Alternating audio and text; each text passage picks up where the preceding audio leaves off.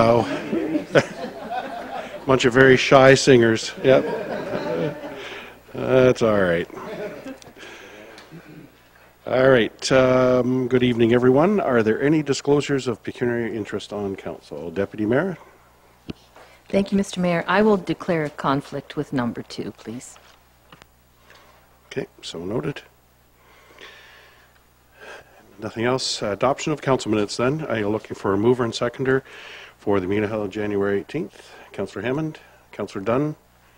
Discussion on the motion. All in favor? Carried. Looking for a mover and seconder on the special closed meeting held January. Councillor Verbicki, Councillor Wilkinson. Discussion on that motion. All in favor? And carried. And finally, the special council meeting budget overview held January 22nd. Looking for a mover and seconder. Deputy Mayor, Councillor Hammond. Discussion. All in favor? And carried. Is there any business arising out of any of those minutes? Councillor Verbicki?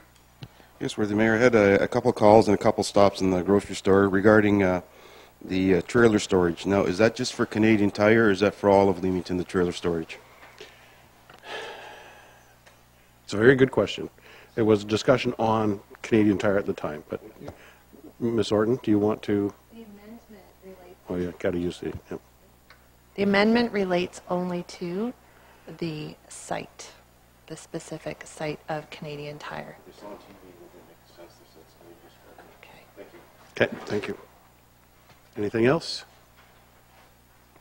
Okay, so we'll move on to public meetings, quarter vision. We do have a public meeting this evening. Zoning bylaw amendment regarding 285 Talbot Road East, Pentecostal Assemblies of Canada, Full Gospel Tabernacle.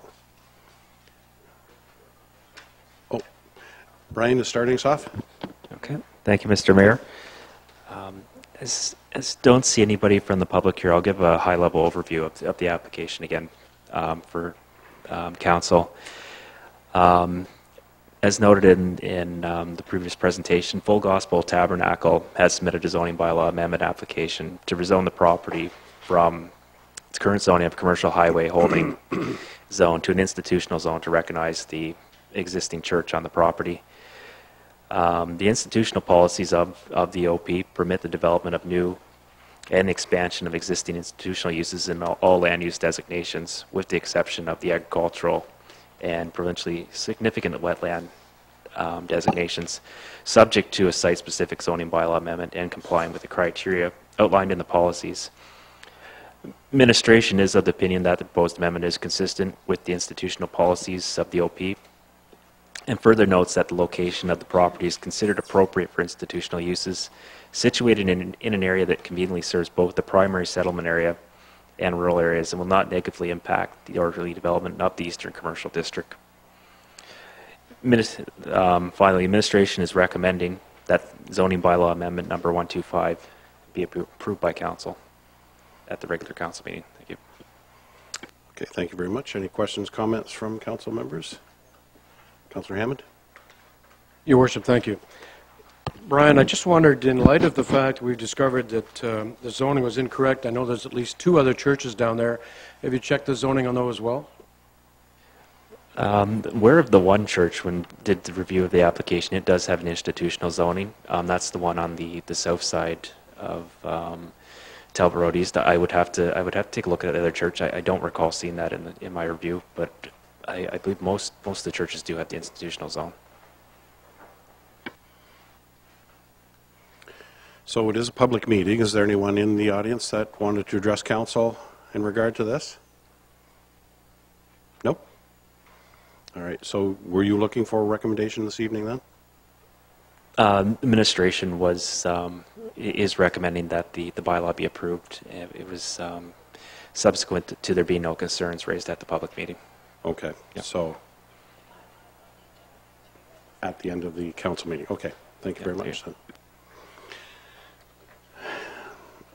Then now we'll move on to reports of staff and delegations. First report is zoning bylaw amendment regarding the Larry Santos Phase 2 and 3 Destiny Estate Plan of Subdivision. Brian? Thank you, Mr. Mayor.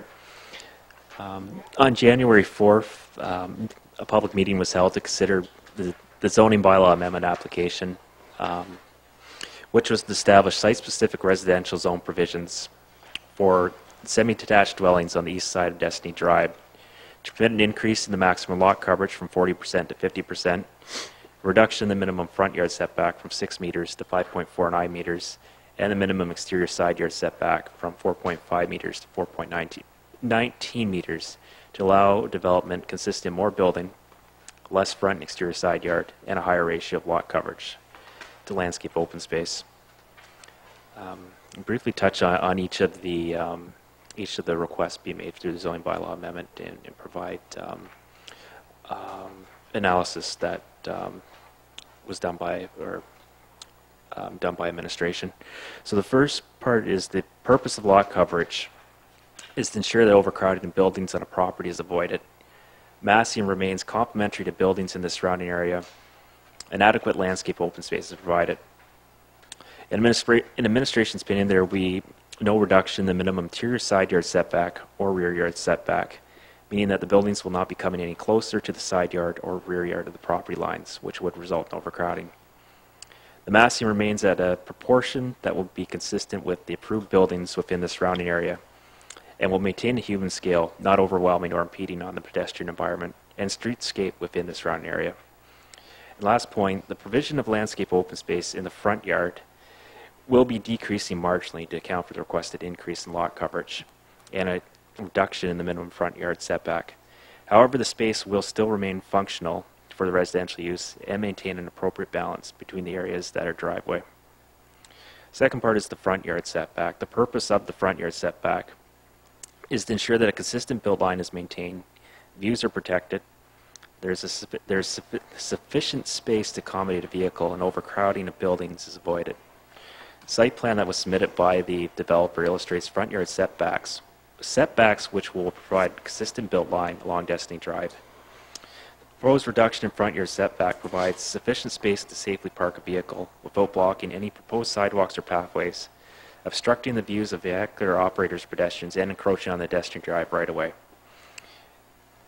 And the last point, the lots on the west side of Destiny Drive are approved for single detached dwellings, representing a less compact form of residential development, providing separation between each dwelling and avoiding the creation of a tunnel-like effect on Destiny Drive.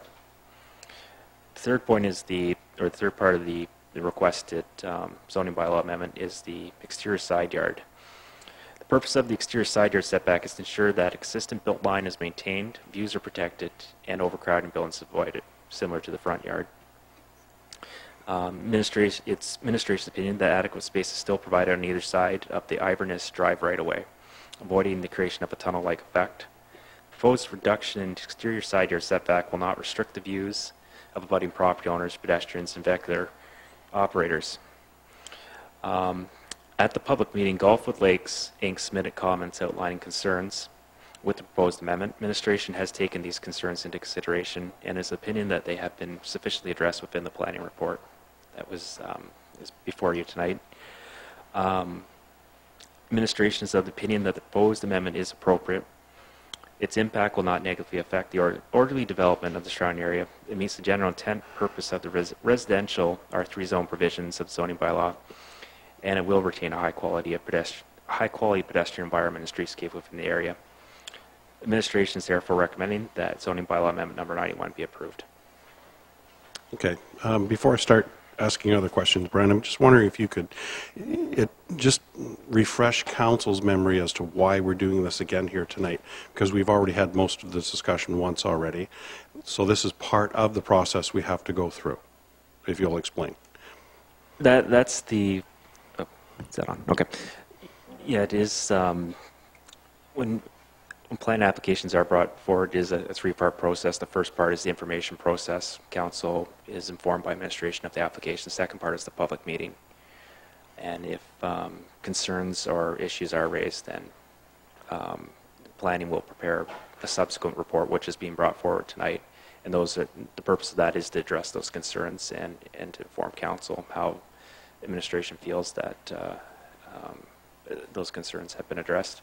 Okay. And it's also, the purpose is also to recommend the bylaw. Right. Okay.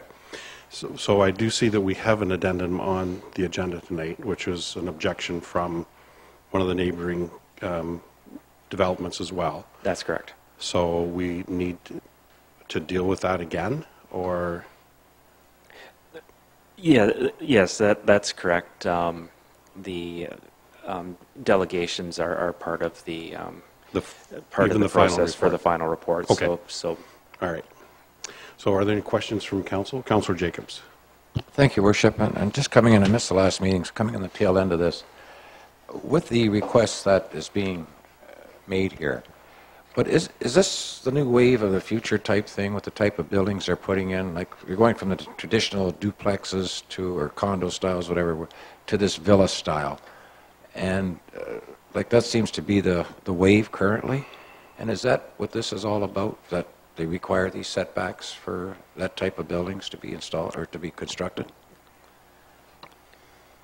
thank you, Councillor Jacobs. That's correct. We've had a few other applications, not zoning bylaw amendments, but minor variances involving the same type of development where a request has been made for some additional lot coverage. It does seem to be becoming a more popular building trend within the area. There is a desire for the one-story semi-detached dwelling or single detached dwellings. So, and also part of that is having less. There's a desire for less yard to maintain as well.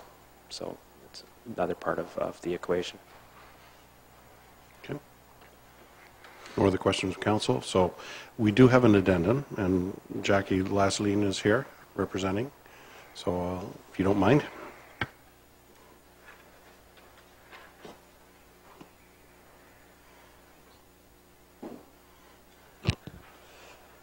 Good evening, Your Worship, Council. I'll be brief. You have the letter of correspondence in front of you representing Gulfview Lakes Incorporated. There are basically 4 issues my clients have a concern about. One is the bylaw, the cumulative effect of the 3 provisions that are being changed will have a negative impact on the adjacent subdivision. 2, when Gulfwood subdivision was designed, it was designed knowing what the rules were in the Destiny subdivision, and it's felt that there's now a situation where these rules are being changed, and there would have been different designs and different aspects taken into consideration when Gulfwood was being designed, and that now after the fact they're now in a position where they feel that that was unacceptable to make those changes. The massing of the buildings that are going to be allowed under your bylaw amendment will not be complementary to the adjacent subdivision. And the increase in the lot coverage and the decrease in the setbacks will result in a crowding of the buildings on the subject properties. Okay, thank you. Any questions? Councillor Jacobs? Thank you, Worship. Jackie, just in respect to what Brian just said here, with the wave turning into this villa-style homes rather than traditional duplexes or whatever the term is, would you not be then, if that is the trend, would the Gulfwood Lakes estate be following that type of trend, like for the type of villa homes that they want? Then you would be coming back asking for the same thing under these, under that proposal? The circumstance here is that it's being changed after the fact, that the Gulfwood has already been designed, and if it had been a situation where it had been designed with the bylaw in place at that point, I think different measures would have been taken into consideration with the amount of lot coverage and setbacks that are being proposed. Whether the client comes back or not, I don't know whether that's going to happen. The point of issue is Destiny Estates is proposing a change that my client feels will have a negative impact on their existing design plan of subdivision. Yep. Mm-hmm. Thank you. Okay, I guess where I'm going with this, so Jack, is the fact that the current Gulfwood Estates was designed for the semi-detached, or whatever the terminology is on that. And I guess I'm going back to the thing that's saying that, though, if we go to the villa styles that's popular today, technically speaking, you will come back and ask for the same type of, because you both basically, you're saying that your design was based on the current bylaws or whatever. So I guess where I'm going with this is like, you're going to be a real circle company. I could see you coming back asking for the same thing here. At this point, my client's not interested in coming back for that. That lot coverage is from a 40 to a 50% lot coverage, and I don't believe they're interested in going to that size of a home. Deputy Mayor? Thank you, Mr. Mayor. Jackie, what really confuses me in my non-professional point of view is how this is going to impact your client's subdivision when you're just back to back. It's not affecting the backyard. How could this possibly have anything to do with golf wood? It's like back-to-back neighbors. What's that got to do with my own little subdivision that's only the backyards that are going to, and then they're not going to be impacted. At this point, I'm seeing this as a bit of a hold-up tactic. I don't see it as a legitimate complaint. And quite frankly, then that makes me think along the lines of what Councillor Jacobs says. I'm going to have my backup when you come here and want changes as well. Because honestly, this is, to me, this is just being a fly in the ointment. And that is my non-professional opinion.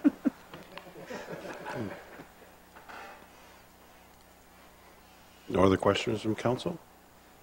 Okay. Suzanne, I know you're here to represent, so.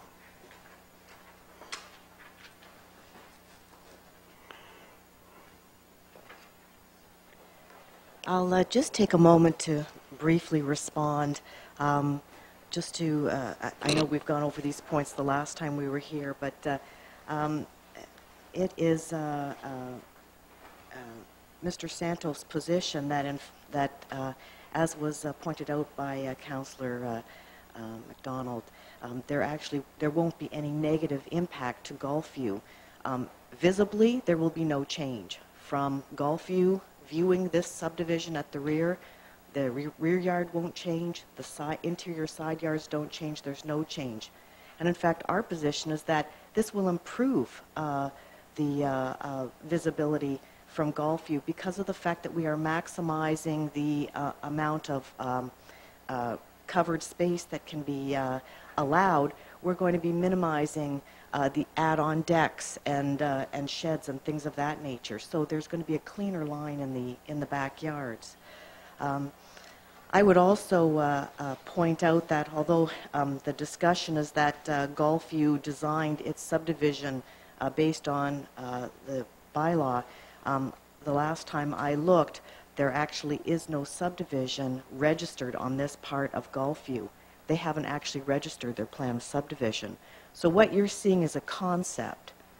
It's not as though they've actually registered the plan of subdivision and have the lots laid out at this point in time.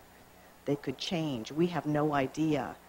What we do know is that we're ready to go. We have registered our plan of subdivision. We have lots of a particular size, or are in the process of doing that. And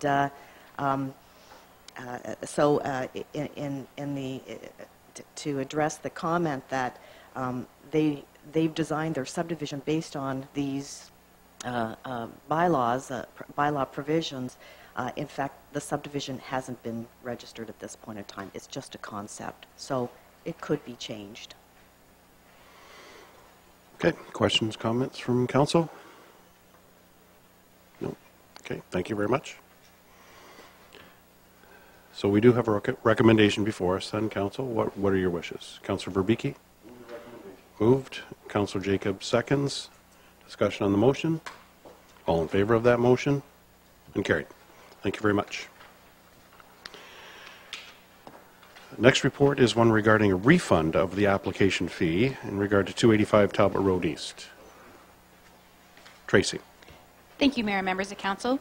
The aim of this report is to provide information regarding the request for the refund for the Pentecostal Church for the collection of the application fee for the zoning bylaw amendment, which you heard earlier this evening.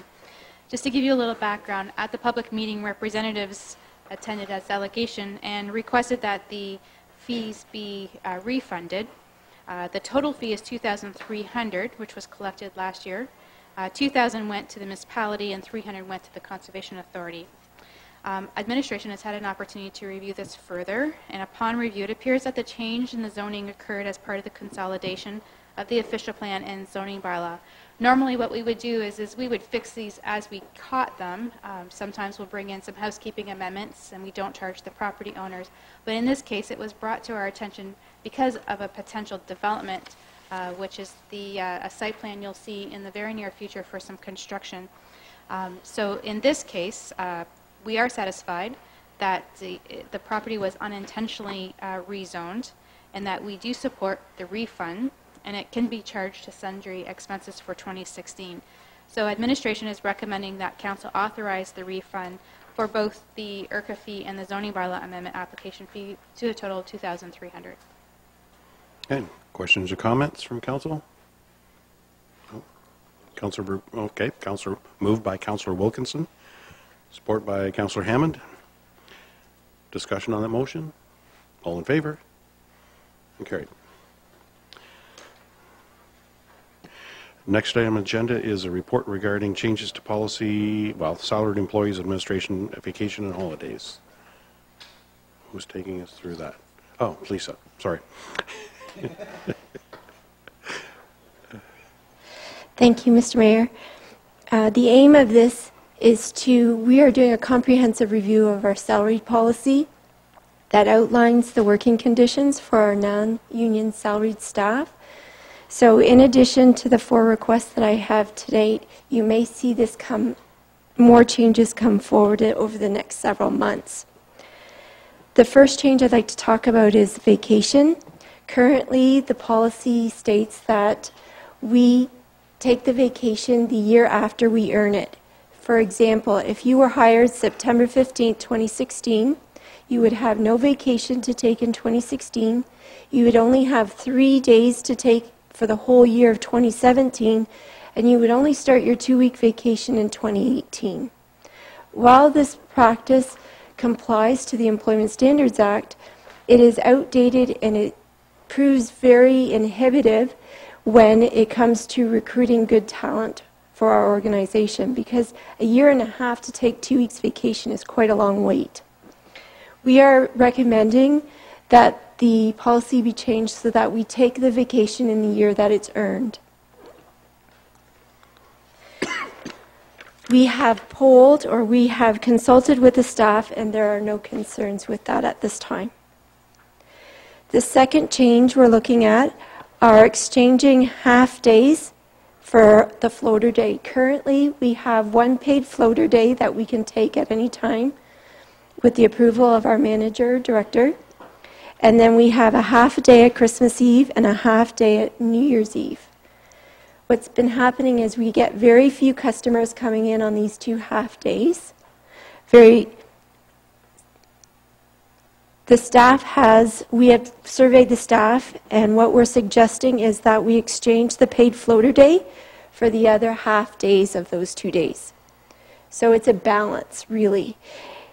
And the survey of the employees suggests that the majority are in favor of this change. Holidays. Right now, the policy states that if a holiday were to fall on a weekend, that the holiday would be scheduled for the Monday immediately following the weekend. For example, in 2016, Christmas Day and Christmas Eve Day both land on a weekend. So if we were to strictly do it by what the current language states, we would have half a day on Boxing Day, which doesn't make sense because Boxing Day is its own statutory holiday, and the 27th would be for Christmas Day, and then we would put Boxing Day on the 28th. It doesn't make sense operationally to do it that way, nor do we fit into compliance. So we are recommending that the language be changed so that the holiday that we take is either the Friday immediately prior to the holiday or the Monday after, whichever makes operational sense. So benefits, for the 2016, what that change would mean in 2016, and 2016 is quite a unique time because we both have Christmas Eve, Christmas Day, New Year's Eve, and New Year's Day all on weekends. So what that would mean is those 5 holidays would now fit right in the week between the holidays. This doesn't always happen. So for the 2016, this change would mean that we would be off for the entire week between the holidays for 2016 only. In future years, it would be according to wherever the holidays fell in the calendar. For benefits, currently the non-union employees have a benefit coverage of vision for $260 every 24 months, massage therapy coverage of $7 per visit, up to 15 visits per year. The cost of glasses have increased since the last time this benefit has been reviewed a number of years ago. The cost of massage therapy averages between around $75 per hour. The Teamsters recently ratified their collective agreement with a limit increase to both vision and massage. QP already had limit increases to both vision and massage in 2012 and 2015 collective agreements. We are suggesting increases for vision coverage to $300 for every 24 months and massage therapy coverage of $500 per year with a $10 copay per visit. The financial impact, the vacation change, the half-day floater change, the holiday change have no direct impact to the budget.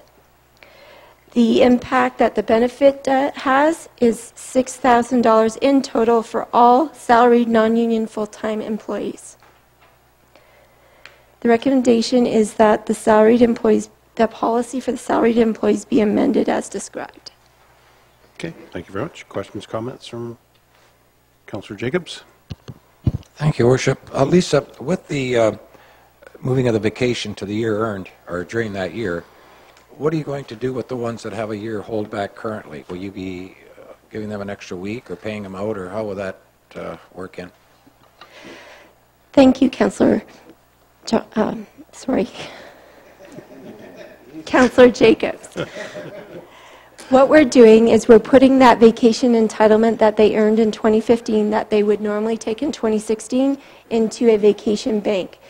They can take that at retirement, or upon special request with their management staff, they can take it over the next several years. Councillor Hammond? Your Worship, thank you. Lisa, my question is also dealing with the vacation. How does this impact their anniversary date? Does everybody move ahead then 1 year? Good question. What we're doing is I'm prorating the calculation of vacation to their anniversary date in the year. So for instance, when you look at our policy and it outlines that if you started in January, you would get 2 weeks vacation for that year. If you started in February, you would get 90% of that 2 weeks. So I took those percentages and I applied it across the board on all the anniversary dates. So if you started in September, then on your milestone anniversary year, you would get approximately 30% of what that entitlement would be for that current year, and then the full entitlement to start January the following year. Okay. Can you talk to my employer and see if I can get the same deal? All right. Yeah, really. Any further questions from council? If not, then moved by Councillor Verbicki, supported by Councillor Wilkinson. Discussion on the motion. All in favor? And carried. Next item on the agenda is one regarding Leamington's Accessibility Advisory Committee citizen appointment.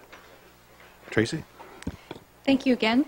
This request is for Council's direction regarding an additional citizen appointment for the Accessibility Committee. As you're aware, there's a terms of reference for this committee, and it includes a minimum of 5 members, which is 1 councillor and 4 members of the public, being 1 professional from the community and 3 residents with disability, or such members as council deems. We have had most recently an application from Tom Schmidt seeking appointment to the committee. Mr. Schmidt was noted that his interest is in helping the committee and the community and other people who live in the community live a better quality of life. The committee member was reviewed by administration and the committee and is in support of the appointment. Now, the appointment would be one more member than the minimum required members allowed for the committee, which administration has no concerns about. More people, the better on the committee. A copy of the application was provided to council under separate cover due to confidentiality, and there are no financial impacts of having an extra committee member on the accessibility committee. So therefore, the recommendation is that Mr. Schmidt be appointed to the Leamington Accessibility Advisory Committee as a citizen representative for a term to expire November 30th, 2018. Councillor Verbeke, or Wilkinson, sorry. Thank you, Your Worship. Maybe Mr. Hammond, you can answer this one for me. The committee, are they having a hard time operating with the minimum amount that they have? Is things running smoothly there? You're not a shortage of bodies? Actually, no, Councillor Wilkinson, everything's running smooth. We've got a good committee there. His name was put forward by two of the members of the committee. I don't know the gentleman personally, but his name was brought forward. I think he has a bit of an impairment of some kind anyway, and they think that that'll help with respect to the other dealings that we have. So, my kind of thoughts on this were that why wouldn't we wait until the next session of council when we do appointments again? Would be a recommendation, or not a recommendation, but a thought that I'm having here. Why disrupt the group that we have if you're not having a hard time operating with the amount you have right now, and it's a sufficient group? It's nice that this gentleman's got his heart in the right place and wants to apply, but I would say next time would be the proper time with the new group coming in. That's my thoughts.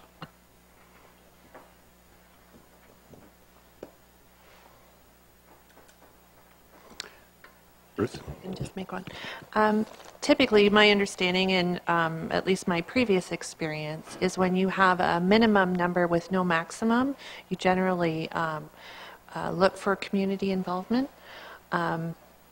So I'm not familiar with this particular committee or how it operates specifically, but historically I have seen councils and committees operate that to foster community involvement, and the more people that wish to participate generally is appreciated. However, if there's a maximum, obviously that's when you operate within the confines of the minimum maximum number. I understand this committee not to have a maximum, and it may be the thought when the terms of reference were established that any member who wished, or any community member that wished to apply would be generally accepted.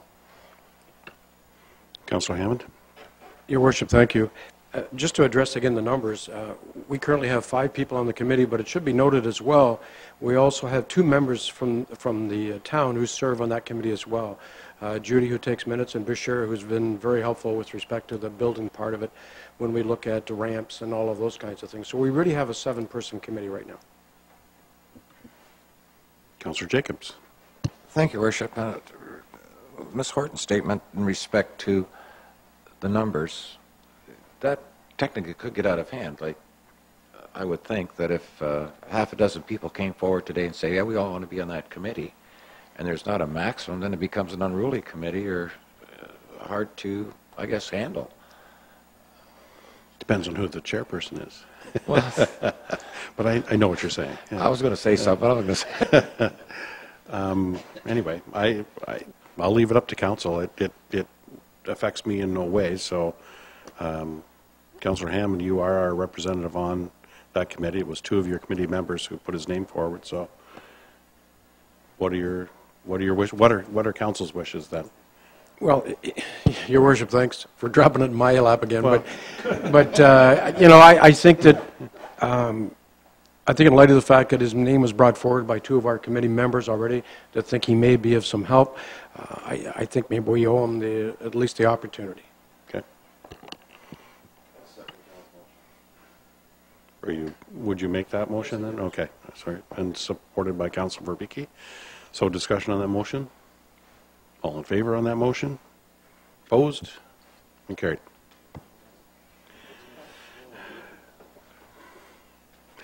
Next item on the agenda is one regarding the agreement with the Ministry of Transportation for Highway 77 water main crossing. Ruth? Thank This was a request to enter into an agreement with the ministry or with MTO to allow for a water main crossing across Highway 77 to service a new greenhouse development. There is a site plan in connection with Pure Flavor Farms for the construction of the first phase of a greenhouse at 966 Highway 77. It's approximately a 23-acre greenhouse development shown on the aerial map on your report. The construction has progressed quite rapidly. However, in order to obtain water service, it's required a water main across Highway 77, as our water main currently is on the west side of that highway. The municipality must enter into an agreement with the MTO and the owners of Pure Flavor Farms, who have constructed the greenhouse, have been awaiting this agreement for quite some time. They're, as usual, anxious to complete the construction. There's no financial impact to the municipality, as Pure Flavor Farms is responsible for the costs associated with the construction. The recommendation is that the mayor and clerk be authorized to enter into the agreement with Her Majesty for the construction of the water main across Highway 77 to allow for this development to continue. Okay. Questions or comments? Councillor Verbicki? Worthy Mayor, this is municipal water main that they are going to be putting across? That's correct. Then I will move the recommendation. Supported by Councillor Jacobs. If I can, real quickly, I'll tell you that I received a call on this from the proponents, and they've been waiting a very long time from the ministry. And our staff, upon receiving the ministry's approval, turned this over very, very quickly. So, good. Peter, did you have a comment? Oh, okay. Thanks. That is what I wanted to clarify, that the holdup was not with the municipality, and in fact, I'm proud of the way that administration took hold of this, knowing that these people have been waiting for a while and brought it forward in record time. Okay. So any further discussion? Then we'll call a vote on the recommendation. All in favor? And carried. So that moves us on to matters of approval. There were none. Other matters for consideration. We have the minutes of the Leamington Police Services Board held September 23rd. Moved by Councillor Jacobs. Support by Councillor Hammond. Discussion on that motion. All in favor? And carried. Report on closed session. A closed session meeting was held at 5 p.m. prior to this open session of council pursuant to subsection 239 sub 2D of the Municipal Act for the purpose of considering confidential report CAO 0116 regarding negotiations Teamsters Local 879, confidential report LLS 0516 dated February 1st, 2016 regarding market wage review, and confidential report CAO 0416 dated February 1st regarding organizational design professional services. And those last two reports were pursuant to subsection 239 sub 2B of the Municipal Act. Proper notice of the meeting was given. The meeting adjourned at 6 p.m. During the meeting, directions were provided to administration, including the direction to forward the following motion to public session for consideration: that council approve the terms of the 2016 to 2018 collective agreement negotiated between the Corporation of the Municipality of Leamington and the Leamington Firefighters Association as outlined in the confidential report CAO 0316. And so we would need a mover and a seconder for that motion. Councillor Hammond, Deputy Mayor. Discussion on that motion. All in favor? And carried. Consideration of bylaws. So we will have 4 bylaws and 3 separate motions, please. The first one is in connection with bylaw 521-15, being a bylaw to amend the comprehensive zoning bylaw 890-09 for the municipality, which pertains to the subject plans zoning bylaw amendment 91, Destiny Estates Plan of Subdivision Phases 2 and 3, and that is to be read first, second, and third time. Looking for movers, Councillor Verbicki, Councillor Jacobs. Discussion on the motion. All in favor? Carried. The next bylaw is bylaw 525-15, being a bylaw to provide for the construction of a bridge over the Lundy Drain in Part Lot 12, Concession 9 in the municipality, County of Essex. This is for the third and final reading. Mover and seconder. Deputy Mayor and Councillor Dunn. Discussion on the motion. All in favor? Carried.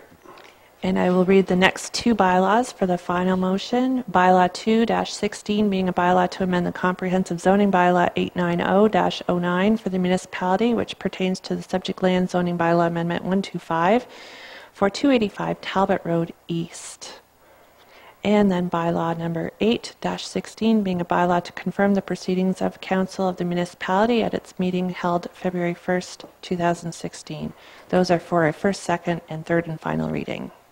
Okay. Movers. Councillor Wilkinson moves. Councillor Dunn support. Discussion on the motion. All in favor? And carried. There were no notices of motion circulated, so we're into open session for council and admin. Councillor Verbicki. Through the Mayor, I have two questions. I guess one is the excellent Erie Street South, the pavement. When they put the final coat on, is there a chance that maybe the manhole covers could be raised up so it's even with, because now people are already complaining that they're dropping already, and I just hate to see it cave in also. So that would be one.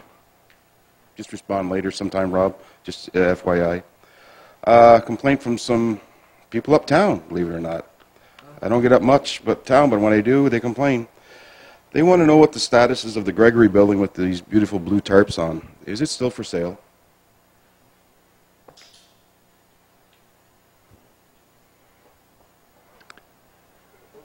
Mr. Sharon? Yes?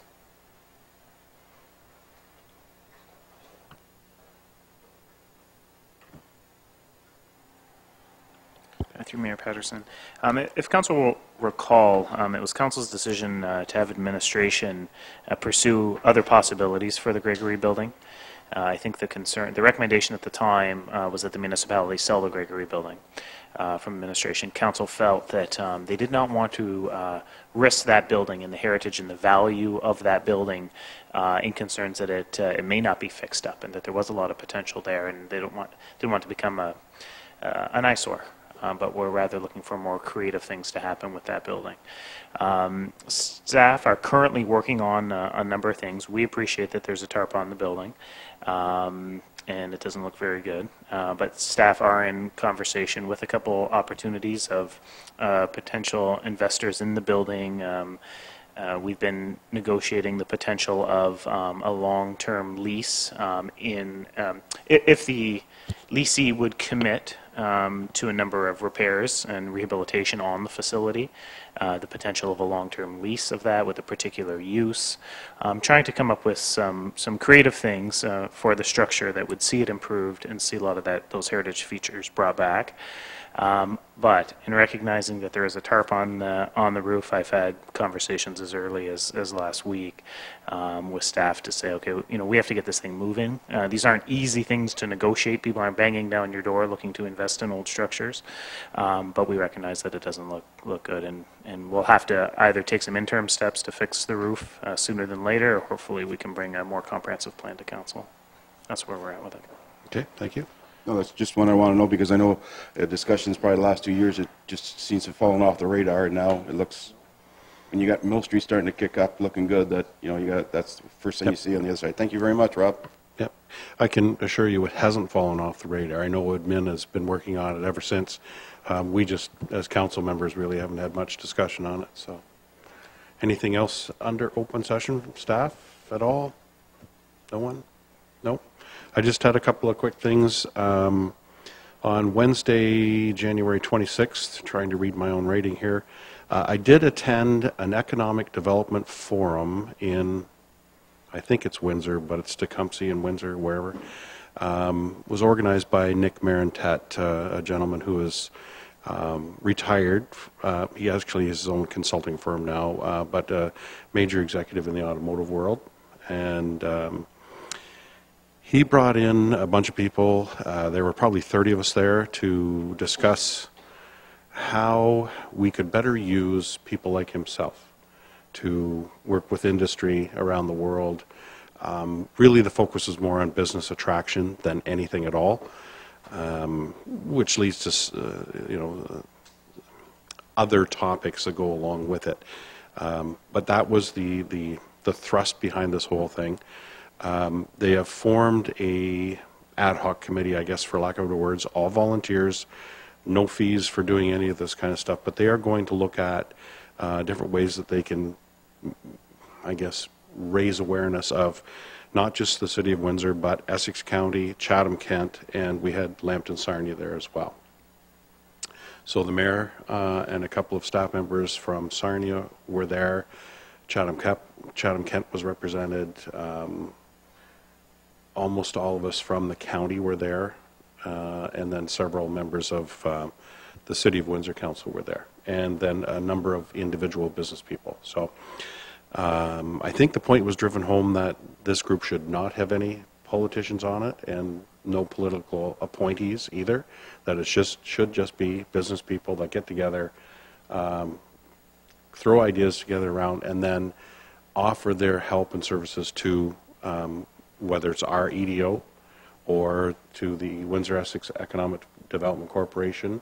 If they're going to travel, which I think they're over in India right now, certain members of this new forum may have those contacts already and then can arrange meetings for our representatives to hook up with. So we'll see how it goes. There was the introductory meeting. I'm sure there will be more upcoming, and we'll get more information after that time. But again, no cost or commitment by us. And also, just on, Thursday, we did have the Chamber of Commerce, and again, thank you to the Chamber of Commerce for organizing the Mayor's Breakfast, where Mayor Santos and I delivered our prognostications for 2016 and beyond. Well, I kind of like the Gophers, Anyway, it was very nice having some staff members there, and then the Deputy Mayor and Councillor Hammond were able to make it. I think it went over well, and hopefully things will come to fruition as we both, Mayor Santos and I, were presenting. That's about it. Councillor Hammond? Your Worship, thank you. Just a comment on that. I think a lot of the people in the room, and I don't know, there must have been upwards to 75, I think left there extremely excited. They could tell by your excitement about the great things that are happening and how much our building and especially in 215 has increased, and it was an exciting day. Yeah. And you did a great job. Good. Thank you very much. Announcement of upcoming meetings. On Wednesday, February the 3rd, special meeting of council budget.